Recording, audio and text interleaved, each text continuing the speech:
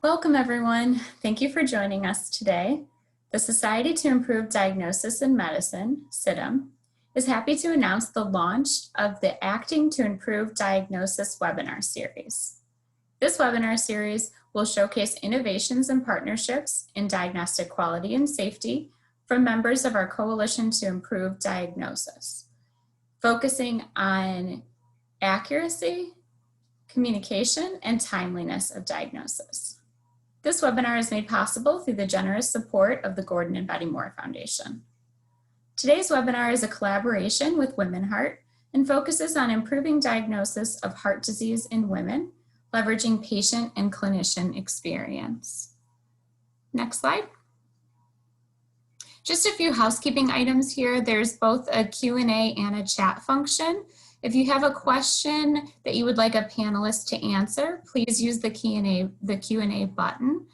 The host or panelist will reply either via text or during the question and answer session that we have live today. If you would like to send it anonymously, you do have that option to click that. Chat, participants are encouraged to use the question and answer function for those questions that you do want answered live, but you are welcome to connect with the attendees or panelists via the chat function. You can also select who you would like to send the message to by clicking the drop down next to "To." Next slide. It is my pleasure to introduce our two panelists today. Amy Friedrich-Karnick, who's the Vice President of Advocacy and Communication at WomenHeart, and Sue Schrantz, the Senior Patient Engagement Advisor at the Society to Improve Diagnosis in Medicine. Hi, so thank you all for being here today. Susan and I are really excited to talk to you about a project that we have been collaborating on together between SIDM and WomenHeart for the last well over a year now. And it resulted from a PCORI grant that we received to host a convening that would address missed and delayed diagnosis of heart disease in women. So we'll talk to you today a little bit about the process and the journey to get us to having this convening, which took place in January of this year, and then the findings and preview what came out of that and the report that has resulted in kind of our process moving forward. So you can all be engaged in the work as we move forward to address this challenge. Next slide. So, and next slide. So to start the process, this is an issue, missed and delayed diagnosis is an issue that WomenHeart has been really committed to and has been part of the core of who we are as an organization since our founding over 20 years ago. We are a patient-centered organization that focuses on women living with and at risk of heart disease. And we were founded by 3 women for whom misdiagnosis played a big role in their heart journey and their heart story. And so making sure that we have the research, the tools, the systems, the education, the awareness, all of that in place so that women who experience heart disease don't also have to experience a missed or delayed diagnosis at the beginning of their journey is something that has always been a priority. So partnering with SIDM in this project, where our goal was to bring together experts into a convening where we could really not so much talk about the problem, but really start to focus on the solution. And that's what you'll hear about today. So our process got underway last summer, and the first goal was to bring together a steering committee of experts, both to inform the agenda for this convening, to really further define the goals and the objectives for the day, as well as to identify who we would want in the room, who we should invite to speak, who we should invite to participate, and how that day would look. So we spent the better part of the second half of last year, pulling that committee together and then meeting monthly to plan the event. We also simultaneously conducted an environmental scan, which Suze will talk a little bit more about what we found, but that was where we pulled on the expertise of all of these steering committee members, as well as other experts in the field, to really put together what do we already know. I had this vision of sitting in the meeting where somebody would say, but we don't know about this or that. And somebody else would say, well, yes, we do. We have 8 studies on that. We wanted to get all of that out of the way. We wanted to pull together this scan so that we could really focus on what do we not know? What are the gaps in our understanding and our awareness and our ability to combat this problem? And then where do we go from here? Again, we spent that time co-creating this agenda and an invitation list. And we hosted the convening virtually. It was not originally our plan when we started this back in January of 2020, but obviously we pulled it off. We had a 6-hour meeting on Zoom. It went surprisingly well. I take it the fact that people logged in when it started and were there at the end, knowing, the type of Zoom fatigue we have, just showed that it's a really powerful topic and something that people are really interested in.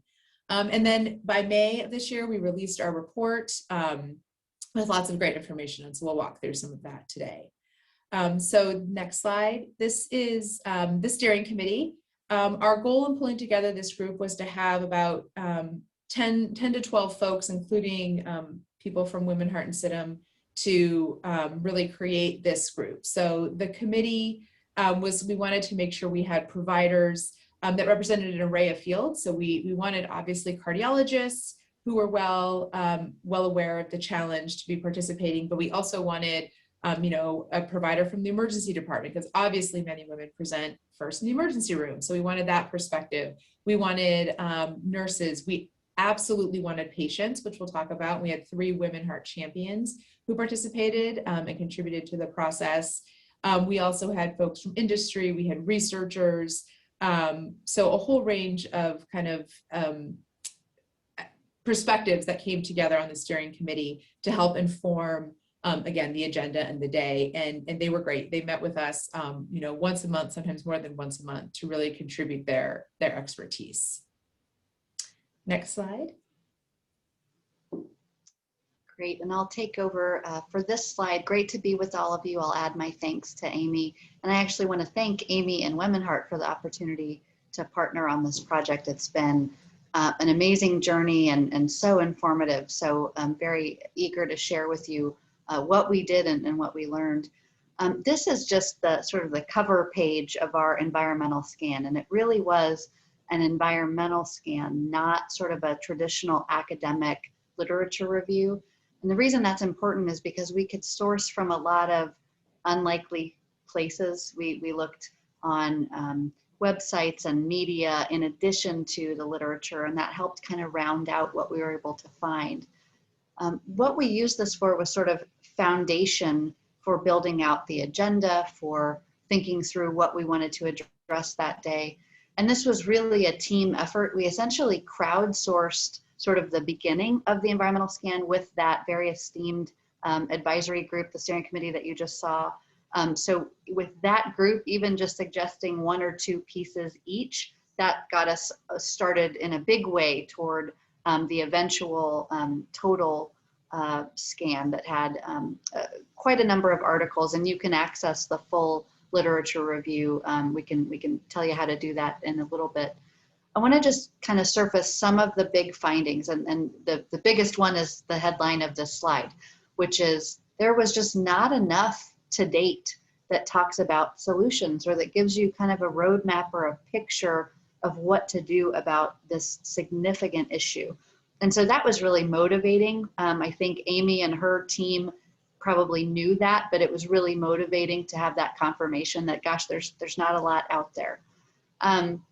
I'll go through sort of the icons in a clockwise fashion. If we start at the far left, you can see only 3 of the pieces that we pulled together actually talked about solutions.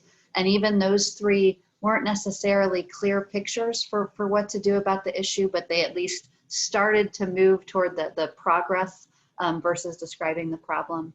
If you go down to the bottom of the slide, a lot of the literature, importantly, focused on very specific types of heart disease, so microvascular disease or hypertension or heart failure.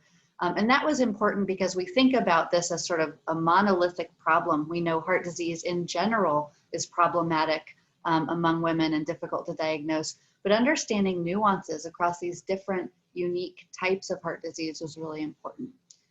Something that I was, maybe I should be embarrassed, but I was floored by how significant the relationship is between gender, hormone, pregnancy, what those prevalence rates look like, how those things are tied together.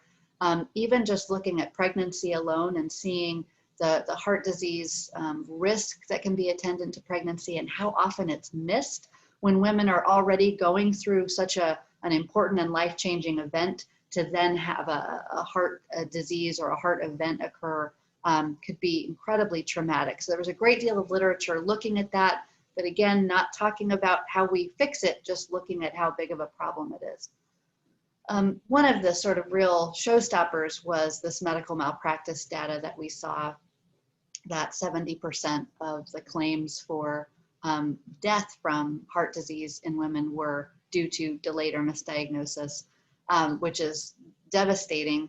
And then it's kind of made more devastating when you consider that that's just cases that actually went to a medical malpractice suit. This is something we see across diagnostic error. We don't have good reporting mechanisms. We don't know when things go wrong because there's not sort of a central repository. And so some of these cases might be missed. So that figure in and of itself is scary, but what it represents is maybe even bigger. And then this won't be or shouldn't be surprising to anyone. You know, we kind of started with gender in mind, that there's a gender and a sex difference here, that we see such disparate rates of accurate diagnosis among women, but it's made much more complicated and worsened by issues like racial and ethnic inequities, age, geography, meaning, you know, rural access or even urban access to care, and comorbidities. So there was a lot to dig through and a lot to look at, but what it teed up for us was, my goodness, we really need to shift gears and figure out how we start being more solutions focused. So we can go to the next slide. Another important sort of foundational piece for the convening, but also for, I think, us as a steering committee group, was just understanding the incredible complexity in the diagnostic process. Dr. Kathy McDonald, who was a member of the steering committee, is an expert in diagnostic research from Hopkins. She is very involved with SIDM, is on our patient engagement committee. So she was involved in helping us think through how to present this material and talk about it. And this kind of graphic that you see right now is actually the National Academies of Medicine diagnostic process map. They've now made it interactive. So this is a snapshot from the SIDM website. You can access this and use it as a teaching tool, or just use it for your own healthcare navigation. And when you click on each aspect of the diagnostic process, a drop down emerges and you see more information about what happens during that period of time in the diagnostic process and how to be engaged and better navigate. And we presented this at the beginning of the convening in January, just really to underscore that none of this is going to be easy. The issues we're talking about are complicated and the diagnostic process is complicated. So it was sort of getting us prepared for just how complex our conversations were going to be, but I think it was important grounding. So I think I'm going to turn it back to Amy with the next slide. Thanks, Sue. So again, the mandate for the day was to figure out what are we going to do about it, and it was a PCORI grant, so it's patient-centered, of course. And so we really did want to. Our idea was to come up with a list of research questions. Our goal was, at the end of the day, we wanted a list of very actionable research questions, patient-centered research questions that that a researcher could pick up and go study. Okay, if we had this particular tool, does that lead to better diagnostic outcomes for women? If we had this particular training for clinicians, does that lead to better diagnostic outcomes? So knowing that the end goal was to really think about what are the research questions we want to put out into the world that could get us towards solutions. How do we plan a convening in a day to get us there, knowing that we would need to have a foundation of conversations, especially because we wanted diverse perspectives in the room. It wasn't just a room of cardiologists who only see patients with heart conditions. It was going to be a mix of folks in the room who all had, we wanted folks from hospital administration there. We wanted providers at all different levels there. We wanted patient advocates. We had all these different folks in the room. And so we needed to figure out, how do we start our foundation, but then how do we get to a place where we really start talking about those questions? So next slide. What we really wanted to do is harness the expertise of all of these people. And next slide, the point really was also to come back to patients and their lived experiences and really grounding the conversation in their stories, what they experienced, and using those to learn and grow. So this represents a document that we handed out, a week or so before the convening for all the participants to look at. It's also included as an appendix in the report. So you obviously can't read all these here, but you can read them there. But these are just different stories of missed and delayed diagnosis of heart disease represented by a sample of our WomenHeart champions who shared their stories. And if you read through this document and you go back to the diagnostic chart that Sue's just showed, you'll start to see where in that diagnostic process different stories fit. You'll see, oh, the communication was a problem here. Maybe, you know, there's stories of women who did have some of the tests that would have shown risk factors. You know, they had their cholesterol levels were an alarm, their blood pressure might have been an alarm at some point, but that was never communicated to them. So when they eventually had a heart event and got diagnosed, they looked back and said, hey, how come no one flagged these risk factors for me before, right? There's other places in the diagnostic process where, you know, their women's concerns were simply dismissed. They were told, you know, it's probably anxiety, it's probably stress. And so they were sent home, and they really had to advocate for themselves to even get to the right tests that showed that there was a problem. So you'll see a range of stories, and having many of these women participate in the steering committee absolutely influenced the speakers that we had, absolutely influenced the agenda. And then obviously having them participate during the convening itself at all levels.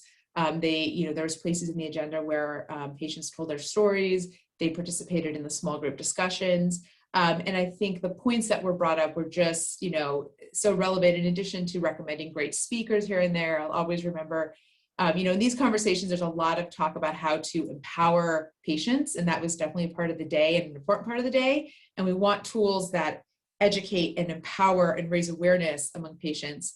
And then we had one of our patients say during the convening, you know, that's great, but also when you're really sick and you're in the emergency room or you're seeing your doctor, like, I don't have the capacity to advocate for myself. I need providers, nurses, I need you to be equipped to advocate for me, because it can't all be on me. And you need that perspective sometimes. And so that those types of sharings were really important to the day, and it really helped to make sure we grounded the day in patients' lived experiences. So next slide. This gives you kind of an overview of the way that we kind of organized the day. We started with some of the foundation that Sue's talked about.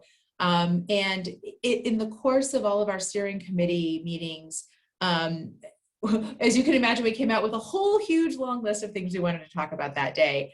And so the way we broke it out was we decided that, you know, the issue of social determinants of health and the way that that impacts, you know, whether it's implicit bias, the way that that impacts access to care, affordability, geography, how someone looks when they present, all of that is so critical to the type of care women receive, whether it's diagnostic care or beyond, but especially in the diagnostic space. So we had a really great panel of experts talk about the impact of race, gender, and social determinants of health and how that would impact women's care. And that came up again later in the conversation as we talked about challenges and solutions. And then we did want to spend a little time talking specifically about some particular diagnoses that impact women and how they might impact them specifically in the diagnostic process. So we had experts pre-tape short 10-minute presentations on each of these 4 topics. And I think that was, you know, not to get too much into the setup of the day, but obviously we were going to be on Zoom for 6 hours. We needed to give people a break. And so what we did is we needed to make sure we stayed on time. And so we didn't want too many speakers running over or having conflict. So it actually worked out well. I'd recommend to folks planning long meetings like this to have these pre-taped sessions. We put it all together into one hour video. So people, and we actually sent it out ahead of time. So people could watch it ahead of time and use that time to take a break, or they could at least, if nothing else, turn off their camera, get some food, watch the videos, and we ran them during the meeting and get more information on these topics and what can be done when it comes to diagnosing women. And then we had another really dynamic presentation around this issue, as Sue's mentioned, of pregnancy and heart disease and the challenges that come with that. And so that kind of laid our foundation, digging into those topics for the afternoon, where we spent a few hours having small group discussion to generate all of the ideas that ended up coming out of the day. And so the next slide. When we did break into those small groups, Suze will talk a little bit about the process and how we pulled out information. But the topics that we wanted to focus on The way we divided up our groups is that we spent time talking about pregnancy and heart disease, and what are the challenges and what are some of the research questions that could be generated to focus on, there's such a link between the two. And if you look at maternal mortality, heart disease is one of the main causes. So beyond just that, women come out of pregnancy often, and that is the start of their diagnostic journey for heart disease. So we wanted to have a real robust conversation there. Similar with social determinants of health. And then it became clear in the course of all of these conversations with the steering committee that, just provider awareness, clinician awareness about how heart disease plays out in women, the different sex differences and gender differences between men and women in heart disease. There just needs to be, it was very clear, it needs to be much more robust education through all, whether it's in medical school or continuing education or for advanced practice clinicians. So there was a whole topic focused on that. And then another focused on patient-provider communication. This is where there's tools to empower patients, to help them communicate and understand things around family history and things like that. Just again, ways to empower patients. So those were the topics of our small groups and kind of how we organize the rest of the day. Next slide. So I'll let Sue talk a little bit more about process. Yeah, so we were really we just wanted to be super intentional about the small groups. I know we've all been in meetings, especially when it's a topic that people are really passionate about. It can be really hard to move past describing the problem. You've kind of found your people, you all are connected by this one condition or whatever it might be. And so it's kind of a more comfortable place to sit and share your experiences and what's happened and describe how tough things are. And we definitely needed to surface that. We needed to kind of call that out into the open. But our goal, as Amy said, was to land in a place where we actually have ideas for research or even ideas for interventions to address these issues. And so we needed to really kind of architect the afternoon, if I can make that into a verb, to make it work, to get us toward solutions. So this is just a kind of a very simple graphic of what we did. We kind of surfaced big concerns. We helped narrow them down, helped people really forced them to think about what is a single issue within my big, universe of concerns that I might be able to focus on. And then from there, take the leap into what might those interventions be that could address that issue. And then we went into something called the PCOTS framework, which is very relevant in the PCORI-funded research world. The PICOTS stands for Population Intervention, Comparator, Outcome, Time Frame, and Setting. And it's just a nice sort of tool to use to actually build out a research question. Before I get into kind of exactly how this went, I will just sort of fess up that it was a lot to pack into the time that we had. And so when I present this, I'll kind of talk about how far we got and maybe, if we'd had another half hour or hour, how much farther we would have gotten, although I think we landed in a perfect place. So we can go to the next slide. I'll talk a little bit about just what this looked like. So we really combined two different small group techniques and applied them at the same time. One of those techniques is called the World Cafe style. And if you're not familiar with this, this is a way to really help people kind of keep digging deeper and deeper. You go way past the surface, because the way this works is that, so in this case, we had our 4 topic areas. When the first group dealt with topic A, that was the only time they were going to deal with it. So they got to talk about, let's say, provider education. And then when the timer went off, group 1 had to go to a new topic area. They had to build on what the group that had started with provider education had created. So if we let's just go through group 1. So group A started with topic A. When it went to topic B, it built on what group 2 had done. By the time it got to topic C, it built on what 2 groups had already created for topic C. And by the time it got to topic D, it built on what 3 groups had already done. So it's a little bit heady to see all in one slide. But that was the flow of the people. And the way we did that, because it was Zoom, was the people stayed, and then the moderators moved. So we had just a lot of movement. It kept it feeling sort of more engaged and energized than sitting still for 6 hours in the same room, if you will. So part of that was intentional to just keep things kind of moving. But what it requires is by the time you're the group that is the fourth group in a topic, you're starting to get more and more creative, get a little more deep into the issues. And so it's been used in a lot of different scenarios and cases, but that was one of the methods that we used, was World Cafe style. The other thing that you'll see, actually, let's go to the next slide because I've got more in-depth slides for this.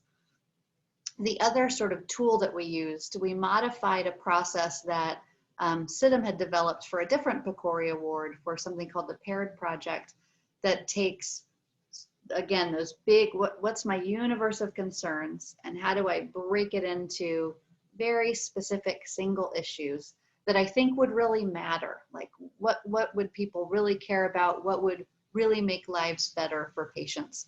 So if I look at, so for example, I picked pregnancy and heart disease. So let's kind of imagine that we're in the small group that is tackling pregnancy and heart disease. In the first 2 rounds, this group would just spend time thinking, what is my universe of concerns? There's so much to think about here. And then we would slowly transition into, well, what are the handful of specific things that might really make a difference here? And in this case, the lack of education, that lack of connection between cardiology risk and pregnancy and what can be done there. And so then the next step is to think about what those interventions would be. And in this case, it sort of speaks for itself. It would be better training. And then what outcomes would you be looking for? Well, you'd be looking for improved diagnosis of cardiovascular issues in women who are pregnant or recently pregnant.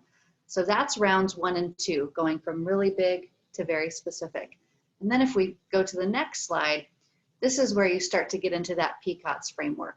So you take all that's been built by the groups before you. So you've got these issues, these specific things you want to fix, some specific outcomes, and you start applying it to this PCOTS framework.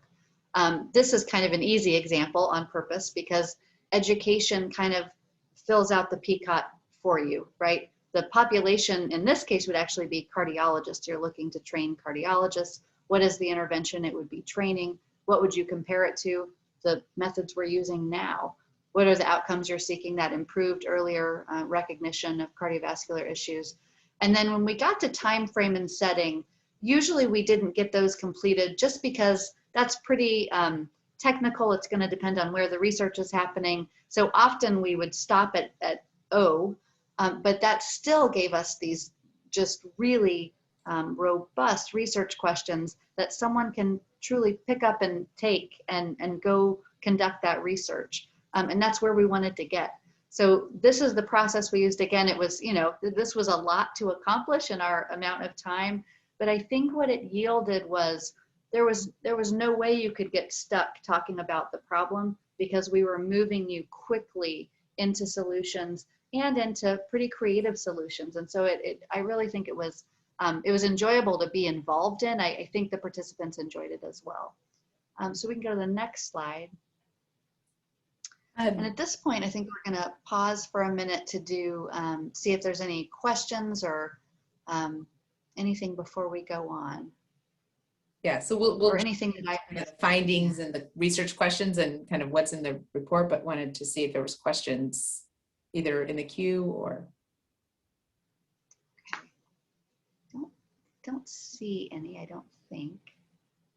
All right, so maybe over to you, Amy, for findings. Sure.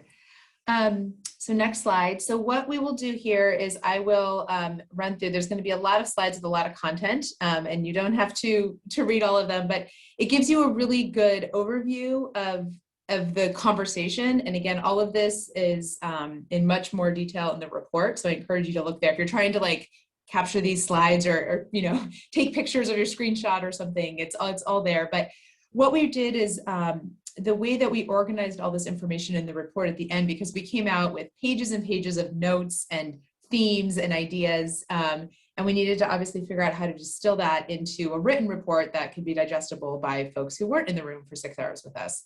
And so we used the DEAR taxonomy here, where we went through what's called the diagnostic error evaluation and research taxonomy.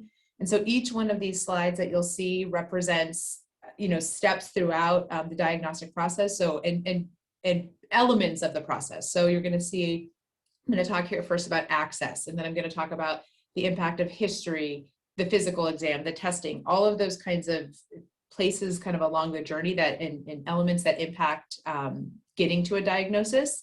And what I'll present here is the challenges. Again, not that we wanted to focus too much on the problem, but it was important to recognize and document the challenges at each one of those spaces in the process, so that we could then use those to create the interventions and the solutions that Sue's just talked about. We also found that in the process, there was really 3 buckets that everything fell into. And it was either things related to patients. So what are challenges that patients experience that are kind of in their bucket? What are provider related factors that contribute? And then what are system related factors? So thinking that way in these different buckets really helped us to put down on paper what the different, all the ideas that came forth that contribute to the problem of missed and delayed diagnosis of heart disease in women.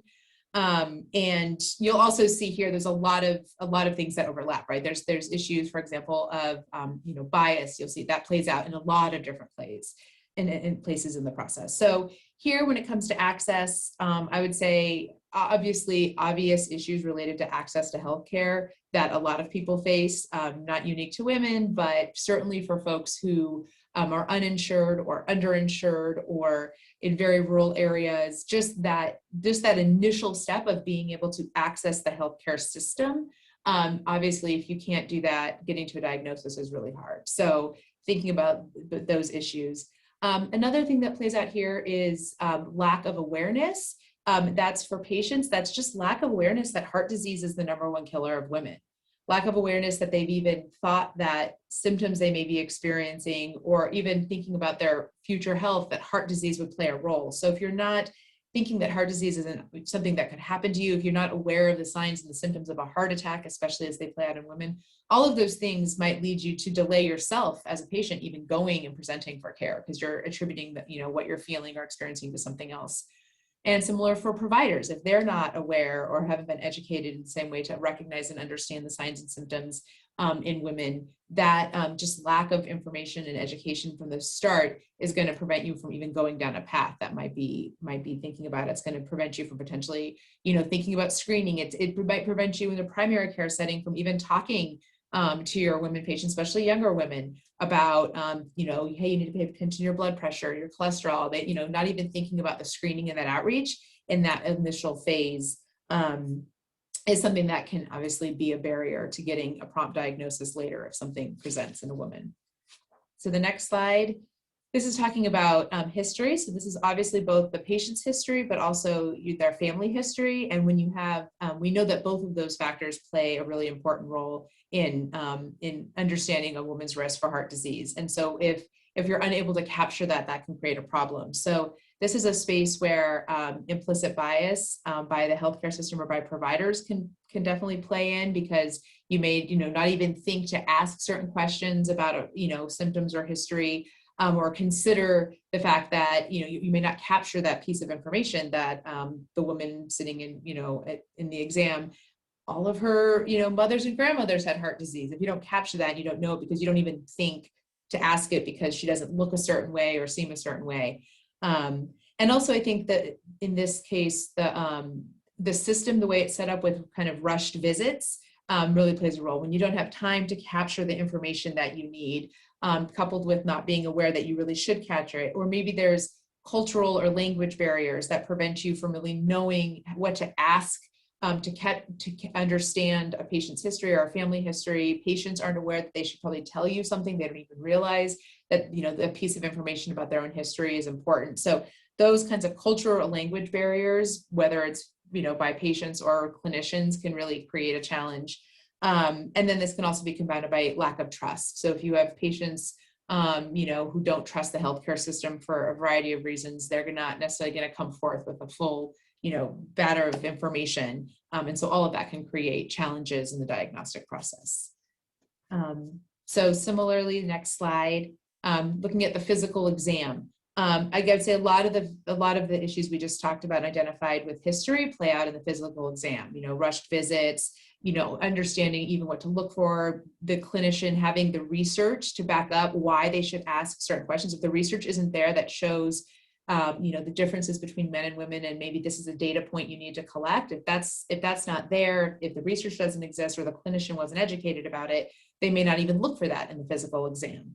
So those can all be factors that play in. And I think another big one here, and again, this is where patients' participation is really important, is just the patient's own anxiety or fear about a physical exam that clinicians might not even be thinking about, but just the fear or the anxiety about disrobing in an exam, being worried about shame they may be, feeling about their appearance, or bias they may experience, worried about the tests, having to run on a treadmill, having to do certain things. All of those could be barriers that just limit them from even taking the first step or following up and going and seeing a provider.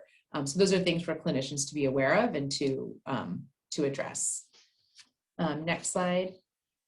Testing, obviously, this relates to the whole universe, whether it's being referred to a test, but the patient isn't able to follow through and even get the test, or the wrong tests were ordered, or tests were ordered, but the results were never communicated to the patient. So there's a lot of factors in this part of the process that could, create a hang up and lead to missed or delayed diagnosis.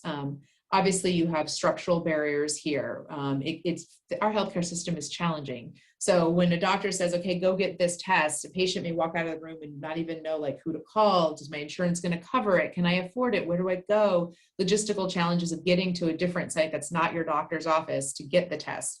All of those kinds of system and financial barriers can be hard, waiting a long time to get a test scheduled. And then if a patient doesn't fully understand, communication is important. If the patient doesn't understand why the test is being ordered, they don't understand it's significant. If the provider, isn't able to communicate that, maybe they don't have enough time or realize they should, the patient may not follow through because they don't really get that what the test is for. And then that communication link at the end of communicating back the results. There's a lot of challenges you get, just myself, you get that letter in the mail after you get your blood screen, and there's thousands of things and all the different letters, and you're supposed to be able to say, oh, look at this one says it's high, and now I'm supposed to do something with that. So we have a lot of hope and trust that the provider will see that and call you, but that's a lot to put on the provider and the system. And so there's just that communication loop is really important. And if we want to get to accurate and timely diagnosis, we need to make sure that all those systems are in place, that clinicians are empowered to get the results, that patients are empowered to understand them, and that our system works. And so all these little issues and these little hangups and factors along the way were, part of our discussion that day, and something that, all got captured in this conversation. And then you go to the next slide, and here we're looking at assessment. And this is where, okay, we did get the test, we did get some results, and now what do we make of that? I would say this is another place where clinician bias can kind of play a role, because this is kind of the place, especially when you think of those shorter, quicker visits, maybe not the long drawn out, I visited a cardiologist, but you're just thinking of presenting in the emergency room with some symptoms. And, a test or two is done. And if we don't get, what obviously might be seen, we had a great presentation by an ER doc during the course of the day, who talked about, in the emergency room, their job is really to just make sure you're not in imminent danger in the next 24 hours. And so they don't have the capacity to get to this full diagnostic process. They might refer you because they suspect something, but this is really where we see all too often, okay, their assessment is done. You're not in imminent danger that we can tell from what we decided to test you for and ask you about and collect on you. And so we're going to just say that it's probably stress and anxiety and tell you to go home and take it easy. And that's not to say that it never is, but we have far too many stories of our patients who that was their story. They got sent home because they were told it was stress or anxiety or take it easy. And 4 days later, they were having open heart surgery after coming back and back again because their symptoms were not getting better because they just went home and rested. So, that issue of implicit bias can play out here as well. And this is also a place where education, guidance, and decision aids came in a lot, and talking about what are tools and guides and aids that we can give to providers whether it's in the emergency room or other places, that take into account women with heart disease. And include those factors and include those questions or include those items that clinicians need to consider, especially if they're just, if they have a huge patient load and they're in the emergency department. How can we create tools for them that make it easier to flag concerns that take into account sex and gender differences, as well as interdisciplinary training? How can we foster a system where providers are both slightly more educated in an interdisciplinary way, and or have access to consultations with other specialists so that they can, that the patients really get the best care at every visit, and all of those factors come in. And then the next slide, this is referral and consultation. And this, there's again, similar to some access problems on the front end. If a patient is referred, you can imagine some of the challenges they might have in actually following through and making that visit happen, whether it's they have to wait a long time, logistical challenges, understanding, affording, all of the things that make it hard. And then this is where also our process for looping back information, all too often providers they give a referral and they don't have any idea what happens after that in the process. There's no way to loop back information to them about whether the patient, did go to the visit, what the results were. Sometimes if they're a primary care doc, they will get those results and you hope that communication's there, but we really need the structures in place to create that. And there's right now a lot of barriers to a lot of that communication happening. And then the last slide here, and this is again on the follow-up. And so this is many of the barriers that we talked about. And again, the communication loops. There's no ways, if there is an error, let's say you get all the way through and something is diagnosed and it turns out not to be the right diagnosis, and 6 months later the woman does get the right diagnosis, there was no way that original provider, there's often not ways for that original provider to even know, and therefore not able to learn from the mistakes that were made or just the opportunities that were missed in the diagnostic process. So again, a lot of those, obviously fear of legal action, no reporting systems, incentives to limit the information, reasons, not to share that information and bring it to the forefront. All of those kinds of issues are at play here when it comes to the follow-up and factors that play into missed and delayed diagnosis. So that was a lot of words fast, but from that, Susan's going to talk about what we did with all of that.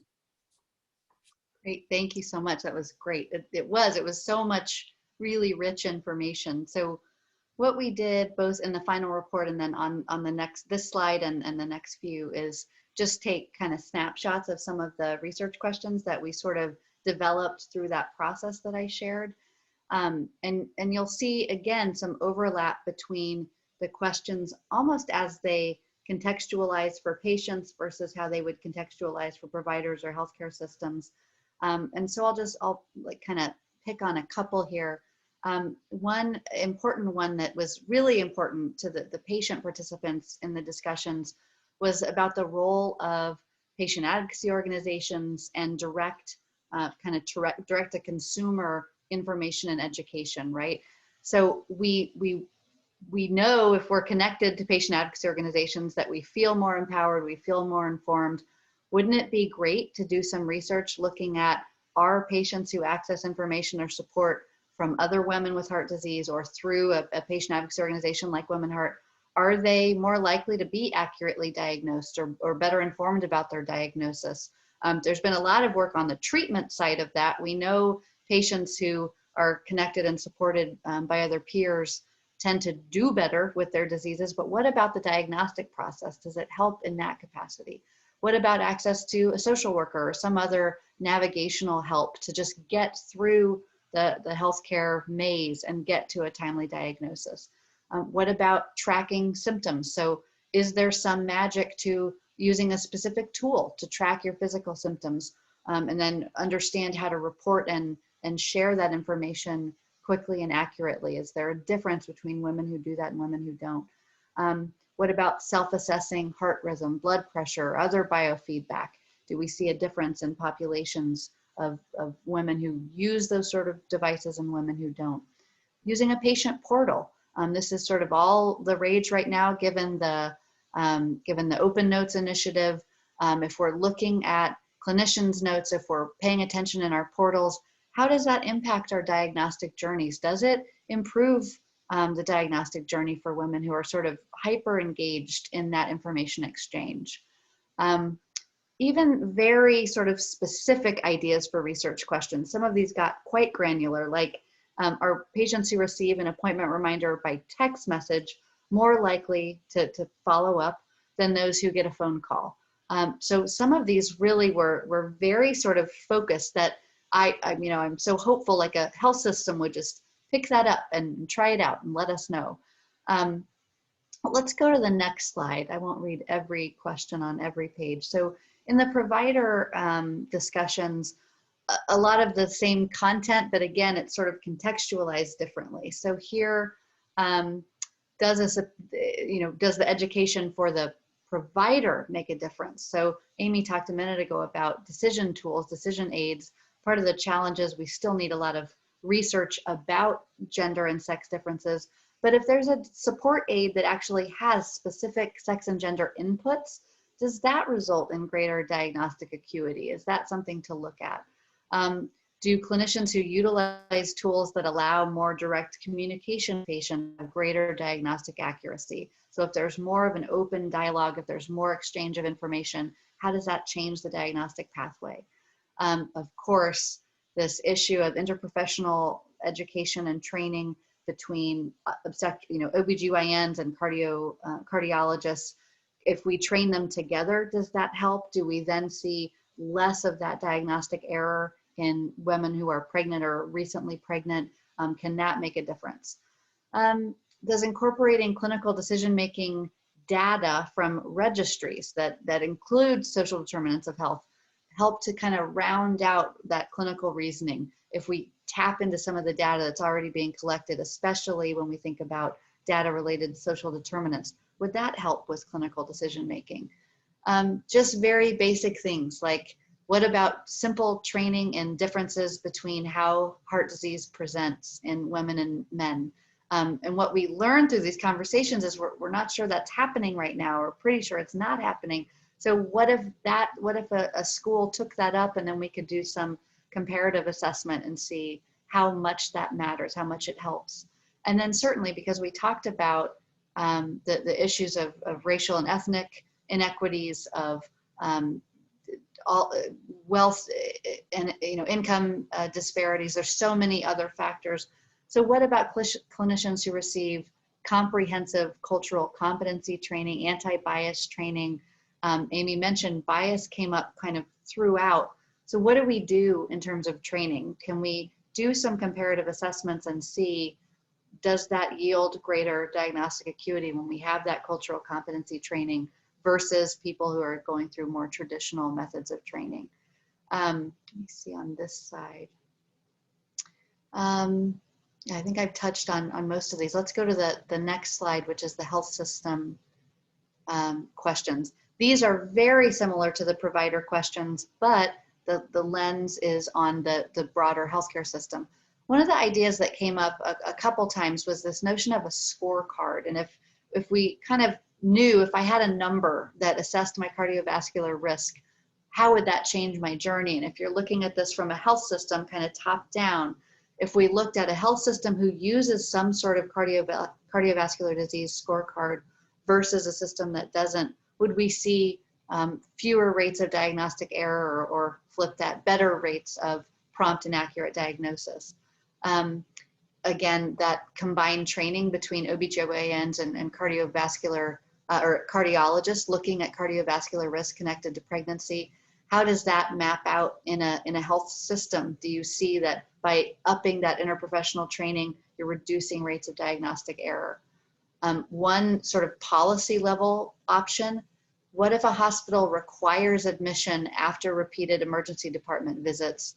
Now that would span more than heart disease in women, but would that have an impact here on this population? Would women at high risk of heart disease be more quickly captured? Would we get to diagnosis faster? Let's see, value-based payments. We talked about, payment and paying for value instead of paying for amount of care. Again, that's a big issue that spans more than heart disease in women. but it would, our hunch is if we could research that, would it make a difference here? Would we see some separation between systems who use value-based payments and systems who don't? And then telehealth enabled remote cardiology consultations. So for women that don't have great access to cardiologists, especially in this era of telemedicine that we've all just gone through, we think telemedicine is going to be here to stay. So is that a way we can expand access? And how would we study what that looks like versus more traditional methods of care where you simply have to be seen in person? As you've kind of gleaned from all of these questions, we really modeled the PCORI notion of comparative effectiveness research. So it wasn't as simple as just articulating a question. We really wanted to think about compared to what would the control group be? How would we know that there was movement? How would we know that this was a successful tool or successful strategy? So truly, these are all available sitting in a report that we're so hopeful they get used. So I'll turn it back to Amy to go through the last slides and then hopefully have time for questions. Yeah, we'll wrap up quickly here, but we took all of this and we put it into a report, From Errors to Solutions, Building a Research Agenda to Improve Diagnosis of Heart Disease in Women. It's also distilled into a 3-page executive summary if you don't want to read the whole super long report. There's a page on our WomenHeart website where you can download the report, the executive summary. And so we've been spending the last several weeks, and we'll continue to do so, just trying to get the word out. When webinars like this, social media, you can see there we tweeted it, asking partners to get the word out, and whether it's via social, whether it's inviting us to come speak to your organization or to your colleagues. We really want to just spread the word that this exists. And I saw some questions in the chat about the tools. And so I think what's interesting here is we don't, for a lot of this, I think tools, curricula, examples, services, programs do exist. And in other cases, they don't. So when we were coming up with the research questions and the interventions, we didn't necessarily have specific tools in mind. So we weren't saying, well, if this particular tool was studied, what would happen? But as we've been doing this work, I think there are many tools that do exist, and perhaps research just hasn't been done. So Preeclampsia Foundation, for example, just came out with a tool recently for patients that helps them capture information about their heart health that happens during their pregnancy. And it's a tool they can take with them to their follow-up, later. If they have, let's say they experienced preeclampsia, and now they are told to see a cardiologist in 6 to 12 months post-pregnancy, for example. Well, they might show up at a cardiologist and the cardiologist is, why are you here? You're 30 years old and healthy. They're like, well, no, look, I have this tool. It tracks numbers that might relate to my heart health. It would be amazing in my mind to study that. Let's get on that now. Let's start researching the women who use that tool, the women that don't. What does that look like for them in 3 to 5 years from now if they do end up, having some form of heart disease? Did that tool help? So yes, some of those tools exist. There's obviously services we provide at WomenHeart. There's definitely cultural competency curricula out there. So it would be a matter of the researcher, finding those tools, and other things could be created for the purposes of research. So that was kind of our thinking. And then the next steps in the next slides, our last one, is just engaging all of you, like I said. So, encouraging you to think about how this can influence your work. Maybe it relates to what you do. Maybe it's not exactly related to heart disease that you do, but it's still useful in your field or in your area. So we encourage you to take a look, to think about it, to engage with us, and just spread the word so we can try to get some solutions put out there, some evidence-based solutions put out there. I don't know if I checked all the questions. I'm going to hand it back over to the moderators to take questions and feed us anything that we may have missed. I see one, Amy, that's about how so much information is requested when you're first filling out forms, like when you show up at a visit and they want all your information. And so her question was, how would the program ensure that information is utilized? And I feel like that came up a lot. I don't know that it landed in a particular research question, but it came up a lot that we capture a lot of information. So the problem is who's looking at it, who's using it, how do we make sure it's actually used and that it kind of follows the patient? I don't know if you have any other thoughts on that. Yeah, I think that's exactly right, is this idea of kind of the patient portal. And I think we did end up with some questions that were, are patients who are taught or given the tools to look at their own records and to, maybe see the clinician's notes to see, did they even capture what I was saying the way I was saying it? That kind of communication and sharing of information. I think your question is a good one, and studying that or doing a research, project to see how that information is used and who can access it. Would it make a difference? Right. And then I see, this will definitely be for you, Amy. How does the shortage of cardiologists and the shortage of other clinicians impact these solutions and these ideas? I'm sure that it does. I don't think that was something, we didn't get into that. Well, we did get into that to a little bit. There was a lot of discussion about workforce, and particularly I think around diversity in workforce, and just the impact that not only, you need to obviously have enough providers for people to visit. And so especially, we talked about the disparities that exist for patients who live in rural areas or other areas where they really may not have any access to a specialist.